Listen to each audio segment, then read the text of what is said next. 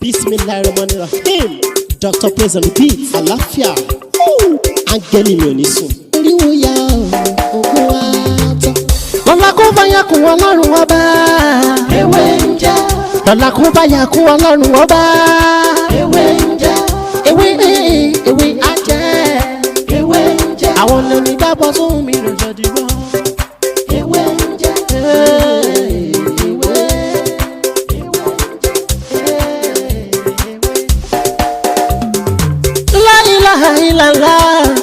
Alawalu, alakiru, asọhiru, abatinu, Ọlọ́run ọba. Ìwọ ló pamọ́, ìwọ ló fara jáde. Alárágbá yìí dániyàn, ara tó wù ọ́ dáadáa ló dẹ̀ ń dá. Èyí tó ní káwa máa fẹ́ wé dá ládẹ̀ fi dá. Ìwọ ṣàlò ní kọ́kọ́rọ́ gbogbo ẹ̀mí nìyẹn. Fásikúrú ni wọ́n iná ń ṣe mọ́ fún. Fàyàkùn rẹ̀ la fi ń ṣe tiwa. Ewé jẹ́ òbẹ̀ èyí tó dá fún wa ládẹ̀ gbójúlé, èyí tó ní ká ló ládẹ̀ ń lò. Ọba ńlá ń dákun máa jẹ́ ká ṣiṣẹ́, ọba tó rí gbogbo ẹ̀dá ta ò rí. Ìwọ lọ́ba tá ń gbàṣẹ lọ́dọ̀ rẹ̀, àbẹ̀ ọ́. Láti máa gbọ́ mi, mo kí gbogbo wa ní òní. Tó bá jẹ́ pé àárọ̀ la wà, mo kí wa ẹ káàárọ̀. Tó bá jẹ́ pé ọ̀sán ni a wà, mo kí wa ẹ káàsán. Tó bá jẹ́ pé alẹ́ ni a wà, mo kí wa ẹ káalẹ́. Gẹ́gẹ́ bẹ́ẹ̀ ṣe mọ orúkọ mi náà ni Dr. Mutiu Ọlátíbóyè, tí ayé mọ̀ sí Ewé ń jẹ́. Ẹ má gbàgbé láti subscribe sí orí ètò yìí kí eléyìí kó tó máa fún gbogbo wa ní àǹfààní lórí àwọn nǹkan míì tí a ti sọ tá a sì máa sọ. Torí pé àǹfààní pọ̀ lórí ètò tí a gbé kalẹ̀ sí orí YouTube yìí. Ó sì dá mi lójú pé gbogbo wa náà ni à ń rí àǹfààní bó ti lè wù kó kéré tó. A sì ń rí díẹ̀díẹ̀. Àwa tá a lè ṣe é àtàwa tá a lè ṣe é, à ń fi ń ṣe ìṣítí fún gbogbo wa. Ẹ rí, mo mú tọ́pìkì kan wá ní òní ni. Kí tọ́pìkì yìí kó máa jẹ́ àǹfààní fún gbogbo àwọn èèyàn tó bá wà nínú ìgbèkùn bẹ́ẹ̀. Kí ni tọ́pìkì náà? Tọ́pìkì náà ni à ń pè ní Warapa, Waraku àti Ogun òru. Ẹ rí Warapa, Waraku àti Ogun òru. Ọmọ ìyá kan náà, ọmọ bàbá kan náà ni àwọn mẹ́tẹ̀ẹ̀ta. Nítorí pé ẹni tí Waraku bá gbé, wọ́n á ní Warapa ni. Ẹni tí Ogun òru bá gbé, wọ́n á ní Warapa ni.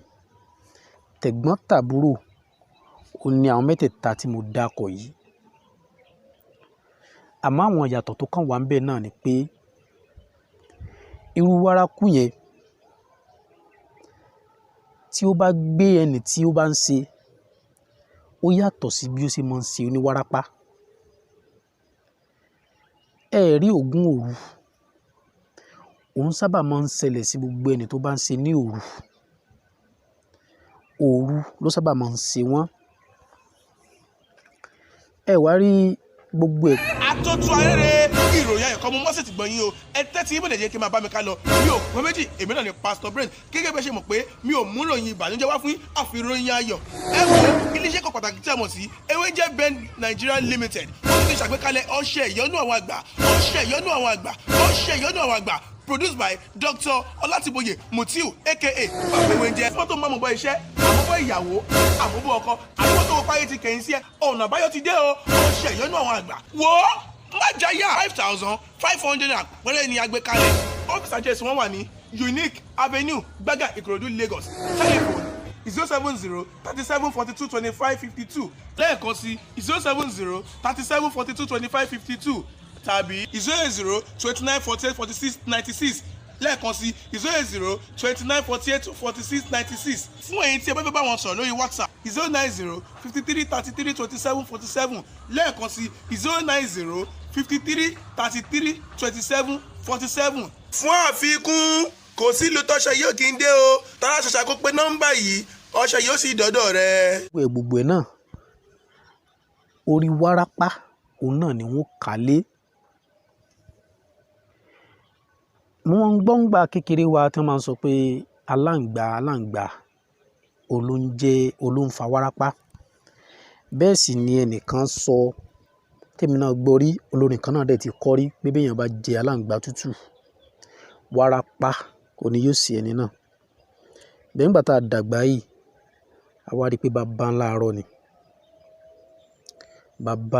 ni wọ́n kàn fi aláǹgbá wọ́n fi ṣe símbọ̀ Warapa ni. aláǹgbá kọ́ ló ń fa Warapa, àmọ́ ọlá pé wọ́n ń fi aláǹgbá wo Warapa òun lè jẹ́ kí wọ́n máa lérò pé Warapa aláǹgbá ló ń fà á. olómọ fi mú àwọn ọmọ ọ̀sìn tàbí kódà àgbàlagbà gan abẹ̀rù pé Warapa ni aláǹgbá. tó bá jẹ́ pé aláǹgbá ló ń fa Warapa, irú àtọ́ yẹ pé ìyá máa ń lé aláǹgbá mú kiri ògiri yìí tá a pa ìjà aláǹgbá ń gbà mí tá a dà sí ojú gbẹ́rẹ́ tá a bá sín ṣẹ̀mí pé ní nǹkan burúkú ò bá ti máa ṣe ọ̀tá wa. ẹ̀rí aláǹgbá tá à ń sọ̀rọ̀ nípa yìí ẹranko tó wúlò púpọ̀ ni o ẹranko tó wúlò púpọ̀ ní inú sẹ́tàǹsì yìí ò ní aláǹgbá. a sábà máa lo aláǹgbá dáadáa fún àìmọye nǹkan lóríṣiríṣi. àìmọye nǹkan là ń lo aláǹgbá fún. ṣé irú èmi tí mo wá mọ̀ yìí ẹ̀rí ọ̀kan gan ló ń wò mí, ó dà pé ó ń gbọ́ nǹkan tí mo ń sọ ló dúró lọ́ọ̀kan ló ń wò mí yìí. ṣé irú èmi tí mo wá mọ ìwúlò aláǹgbá lẹ́nìkan máa wá sọ fún mi pé aláǹgbá ló ń fa Warapa. aláǹgbá kọ́ ló ń fa Warapa, à ń fi aláǹgbá a fi ń tọ́jú Warapa ni. ẹ wá rí lórí ọ̀rọ̀ aláǹgbá tí mo mú wá yìí, Warapa, Waraku àti Ogun òru, nǹkan táwọn bàbá wa fi lélẹ̀ tá a sì bá táwa náà sì ń tẹ̀lé òun náà ni pé a kì í gba owó ẹni tá a bá tọ́jú Warapa fún. tí wọ́n bá fẹ́ gba owó ẹ̀ ó ní bí wọ́n ṣe máa ń ná. ẹ wá rí ní òní mo wá mú ìwòsàn rẹ̀ wá, ó máa jẹ́ àǹfààní fún gbogbo ẹni tó bá wà ní rògbòkun báyìí. àìsàn ó kéré ó tóbi wọn kò ní fi kàn mí, wọn kò ní fi kan ọmọ mi, wọn ò ní fi kan aya mi. ẹni tí ó kàn mí wọn ò ní fi kàn án, àti gbogbo ojú tó ní àǹfààní láti máa gbọ́ mi ní èlé.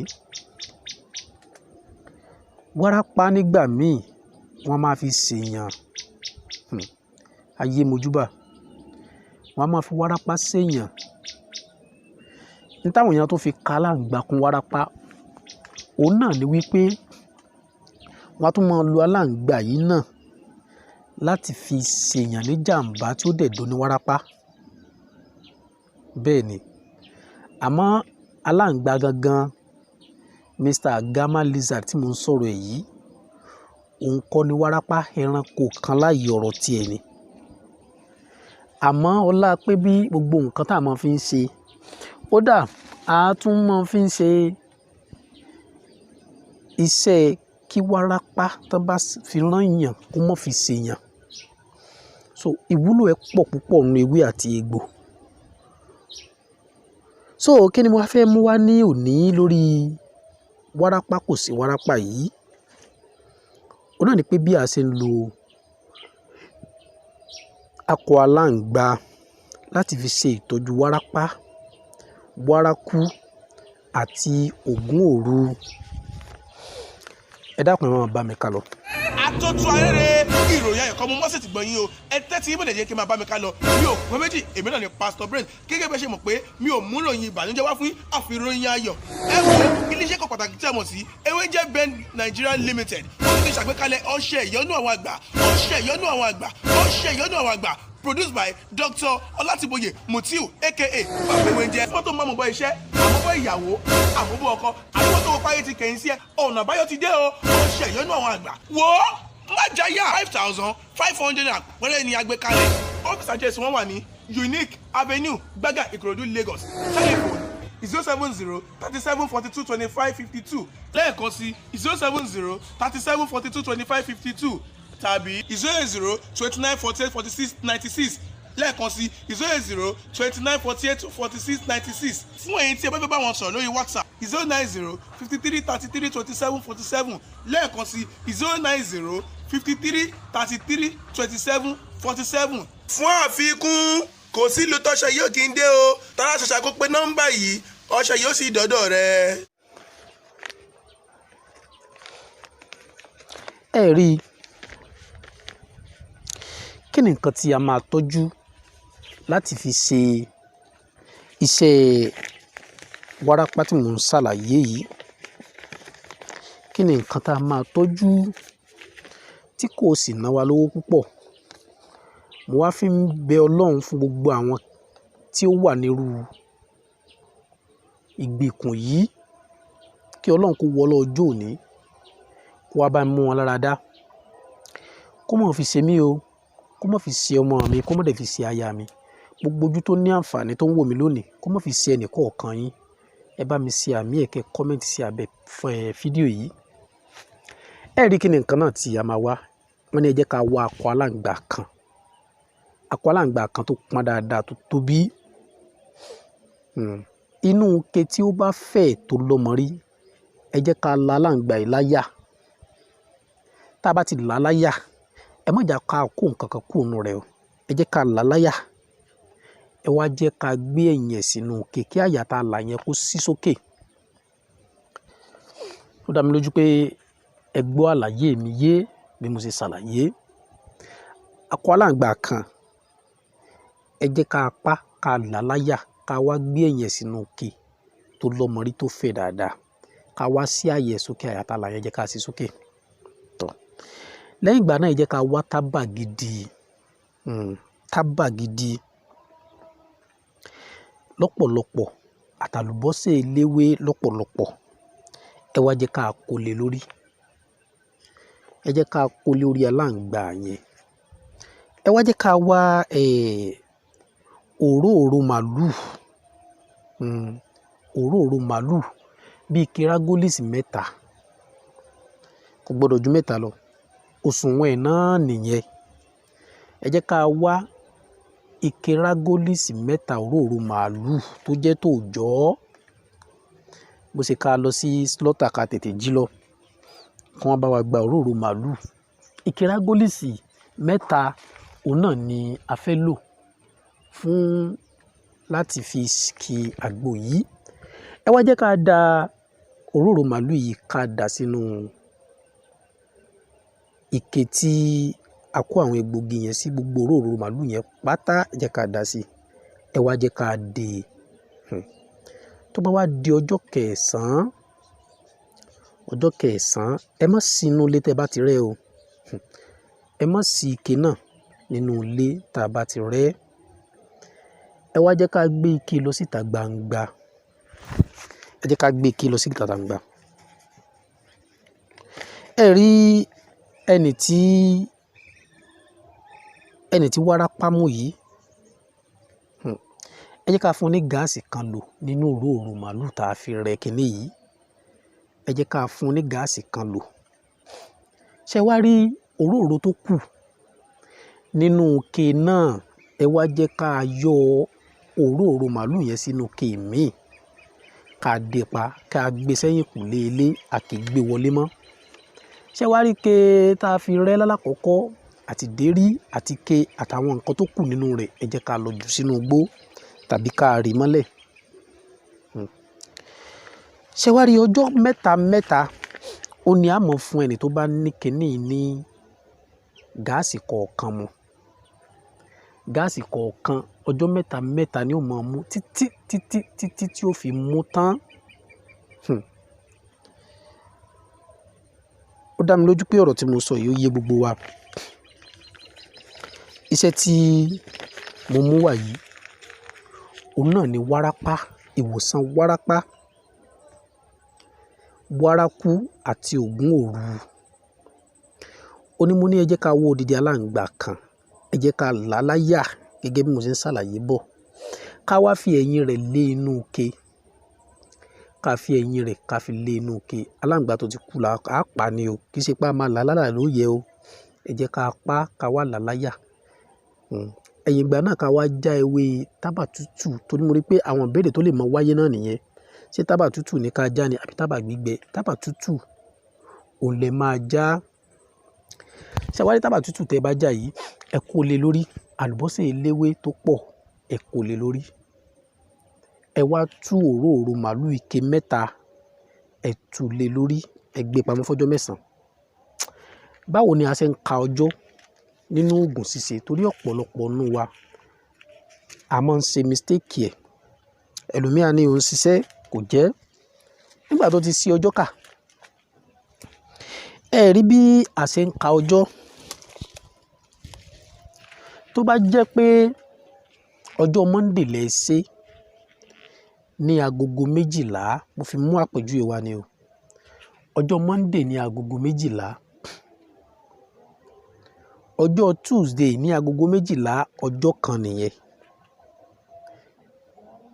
Tó bá jẹ́ pé ọjọ́ 9 òun la fẹ́ kà, tá bá ṣe lọ́jọ́ Monday ní agogo 12, ọjọ́ Tuesday agogo 12, ó jẹ́ 1, Wednesday agogo 12, ó jẹ́ 2, Thursday agogo 12, ó jẹ́ 3. Bá ṣe kà nìyẹn títí fi pé ọjọ́ 9, dédé ọjọ́ tá a rẹ̀ là gbé jáde láàsì.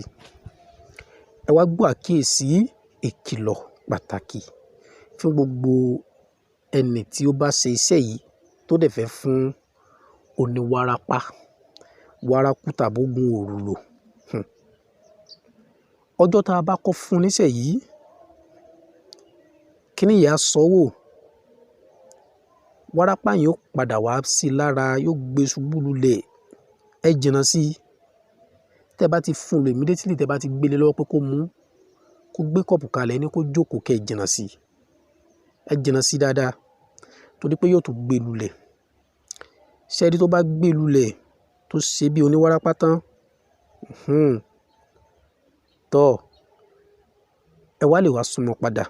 Ọjọ́ kẹta tó fún lò, ọjọ́ kẹta yẹn kò ní ṣe bẹ́ẹ̀ mọ́ láyé.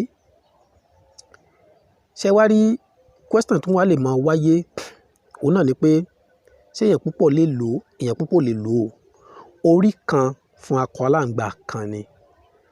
Ìgò rágólísì òróró 3 fún orí kan ni. Orí kan ló gbọdọ̀ lo gbogbo ẹ̀ tán.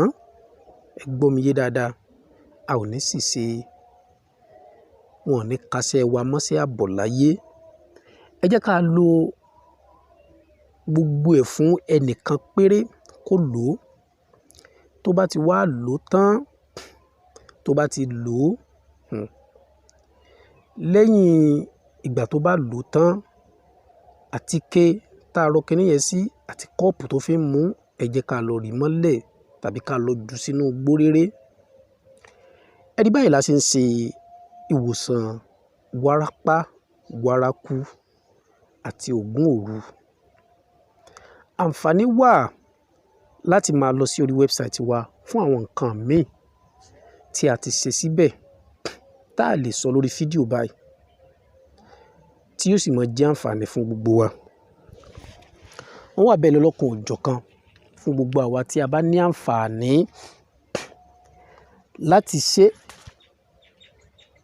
nítorí pé lógò wa náà ni pé do it yourself. Bí ó ṣe rí láì fi kún àti láì yọ nǹkan kan kúrò níbẹ̀ náà la ṣe ṣàlàyé fún gbogbo wa. Ọ̀rọ̀ mi kò wá jù báyìí lọ náà ní òní, àmọ́ tó bá tún wá dìgbà míì, a tún máa mú ètò míì tó tún yàtọ̀ sí eléyìí wá. Àmọ́ kó tó di pé mo lọ, kó tó di pé mo lọ ẹ jẹ́ kí n fún wa ní ìṣọ́ra kan ìṣọ́ra tó dáa ni owó ara yìí ò ní ká mi àti ọmọ àtayá mi àti gbogbo ojú tó ní àǹfààní tó ń gbọ́ mi ní òní. Kí wá ní ìṣọ́ra náà tí mo fẹ́ mú wá fún wa? Ẹ rí akọ aláǹgbá tá à ń sọ̀rọ̀ nípa ẹ̀ látàárọ̀ yìí. Mo ló ọ̀nà pọ̀ bí a ṣe máa ń lò. Ẹgbá burúkú kan wà tí wọ́n bá lè fi kànyàn lára. Òka burúkú kan wà tí aráyé bá fi kànyàn lára. Gìrì wọn ó pé wọn ní mọ̀ pé olúwa ti lu Warapa. Ọmọ aráyé ò ní fi ìkà dán mi wò, àtọmọ àtaya àtẹbí àtara ẹni tí ó kàn mí ọmọ aráyé ò ní dán wọn wò, wọn ò ní dán yín náà wò lágbára Ọlọ́run. Ẹgbà kan wà òka náà máa ń rẹ sí lára. Nínú àkọsílẹ̀ nígbà tá a bá nú àkọọ́lẹ̀ pé nígbà tí wọ́n ṣàlàyé ẹgbà yìí tán wọ́n á bá a kọ síbẹ̀ pé tọ́ ẹ̀yin ọmọ mi o, mo kàn kọ iṣẹ́ yìí sílẹ̀ kẹ́ ẹ lè bá a ní àìdíà ẹ̀ ni, kí ẹ lè bá a kí ń jọ́ tán bá ń sọ láwùjọ pé wọ́n ń sọ̀rọ̀ orú nǹkan báyìí kẹ́yìn náà sọ pé ẹ nírú ẹ̀ ni. Ẹ má ṣe o, bí wọ́n ṣe kọ síbẹ̀ nìyẹn. Ẹ gbọ́dọ̀ ṣe é nítorí pé tẹ́ ẹ bá ṣe é ó lè kópa lára bá ẹ̀yin gan tẹ́ ẹ ṣe, torí pé iṣẹ́ náà ní agbára bẹ́ẹ̀ sì ni kò ná wa l'100 naira. Iṣẹ́ náà lágbára kò ná wa ní 100 naira. Ẹnikẹ́ni tí wọ́n bá lè fi nǹkan yẹn kàn gìrì wọn pé ó ti do ní Warapa. Kódà ẹni tó ṣe gan inú òmojú ẹni tó dá mọ́ ni ọwọ́ ẹni náà ò gbọ́dọ̀ kàn. Níjọ́ tán bá fẹ́ lọ kó òrùka yẹn níbi tí wọ́n rẹ̀ sí, atẹ́gùn rẹ̀ ò gbọ́dọ̀ fẹ́ lùyàn. Ṣẹ́ni pé ó ní agbára. Oògùn táwọn bàbá wa fi máa ń jà láyé ìjọ ni, àmọ́ ayé ìsìn tá a wà ó lágbára láti ṣe nítorí inú fùfù àwọn ọmọ òde òní. Ẹ wá jẹ́ kí wọ́n á fún wa ní iṣẹ́ kan tó jẹ́ pé tí wọ́n bá fi irú nǹkan báyìí kàn wá, kò sí bí ẹni náà ṣe ní agbára tó, ara rẹ̀ ni ó ti dáhùn padà pẹ̀lú àṣẹ Ọlọ́run. Ara rẹ̀ ni ó ti dáhùn padà. Ara rẹ̀ ló máa ti dáhùn padà. Tó bá jẹ́ gba ló kábò wá, ara rẹ̀ ni ó ti lọ ṣiṣẹ́. Tó bá jẹ́ pé òka ló kábò wá, ara rẹ̀ ni ó ti lọ dáhùn. Tó bá jẹ́ pé wọ́n lẹ nǹkan mọ́ wa ni, ara wọn ni ó ti lọ dáhùn padà. Wọ́n kàn rí pé bàbá mọ̀ ṣubú sí òsì, wọ́n á rò pé òun pidán ni. Wọ́n ní mọ̀ pé nǹkan ti ṣe àfi tó bá mọ ibi tẹ́rù ẹ bá wà ló lè fúnra ẹ lò. Ṣé wá rí ní next video tá a máa ṣe, a máa ṣàlàyé lórí nǹkan náà. Kódà kò ná wa lówó púpọ̀, gbẹ́rẹ́ ni. Tá bá ti sín gbẹ́rẹ́ ó ti tán. Iṣẹ́ tó ń ṣe pọ̀. Tí a bá máa sọ, a máa ṣàlàyé gbogbo iṣẹ́ tó ń ṣe. Tọrọ mi kò jù báyìí lọ náà lénìí. Ẹ má gbàgbé lẹ́ẹ̀kan sí láti subscribe sórí ètò ìkélé kó mọ fún wa ní àǹfààní lórí àwọn nǹkan mi tí a ti ṣe àtẹ̀yí tí a ti ṣe tá a sì máa ṣe. Gẹ́gẹ́ bẹ́ẹ̀ sì mo orúkọ mi náà ni Dr. Mutiu. Tó bá tó dìgbà míì, a tún máa mú ètò mi wá. Àmọ́ ẹ má gbàgbé topic tí mo mú wá yìí, màá sọ̀rọ̀ nípa ẹ̀ ní next video. Tó ó dàbọ̀.